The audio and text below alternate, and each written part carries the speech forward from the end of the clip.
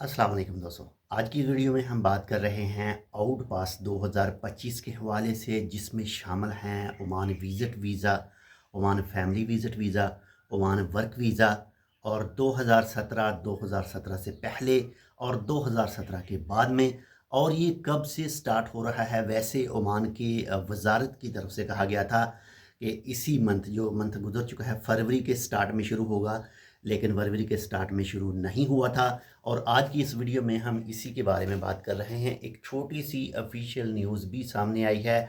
वो न्यूज़ किसकी तरफ से आई है वो भी आपके साथ शेयर करेंगे, लेकिन एक छोटी सी रिक्वेस्ट हम आपसे जो करते हैं कि अगर आपने अब तक हमारे channel Tech with Urdu subscribe नहीं किया तो आप इसको सब्सक्राइब कर लीजिएगा और इस वीडियो को फुल देखिएगा। अगर आप इस वीडियो को फुल देख लेंगे तो उसके बाद में आपके जहन में किसी भी तरह का कोई सवाल बाकी जो है वो नहीं रहने वाला।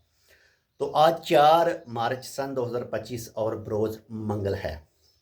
इसी हवाले से पाकिस्तानी जो एम्बेसी है मस्कत के अंदर, उनके सफ़ीर की तरफ से जो है एक वीडियो पैगाम में कहा गया है कि 2017 और 2017 से जो पहले ओमान के अंदर वर्कर मौजूद हैं, बाकी उन लोगों की तरफ से किसी भी तरह का कोई भी कॉन्टेक्ट नहीं किया गया था।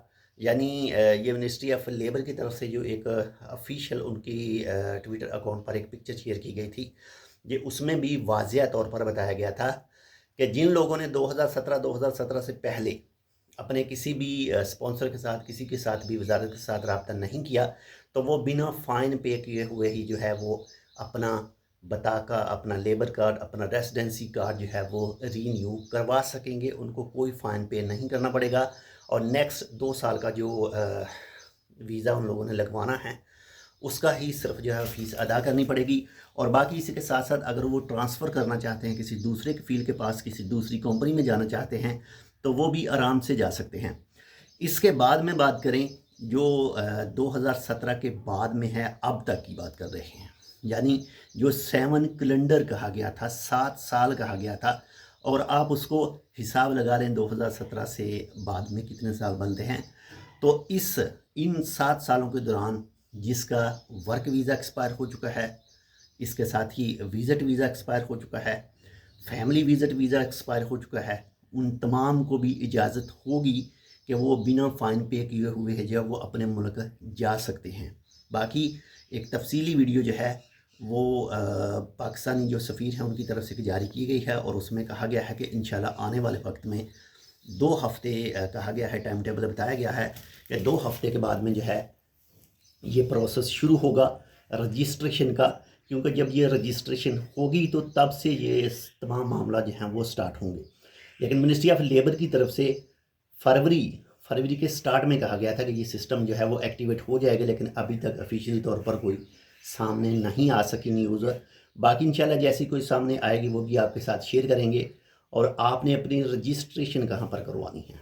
रजिस्ट्रेशन करवाने के लिए आप किसी भी सनद ऑफिस में जा सकते हैं, वहाँ पर आप जो है वो अपनी रजिस्ट्रेशन करवा सकेंगे और उसके बाद में फिर आपको कोई फ़ाइन पे किए बगैर ही जो है अपनी कंट्री जा सकेंगे, या फिर आप ओमान के अंदर अपना वीज़ा जो है वो रीन्यू करवा सकेंगे।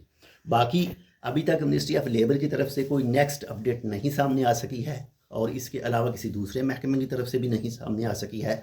लेकिन इंशाल्लाह जैसे ही कोई मज़ीद अपडेट आएगी वो भी आपके साथ शेयर करेंगे और मुकम्मल तरीक़ाकार भी आपके साथ शेयर करेंगे जैसे ही ये सिस्टम ऑनलाइन एक्टिवेट होगा।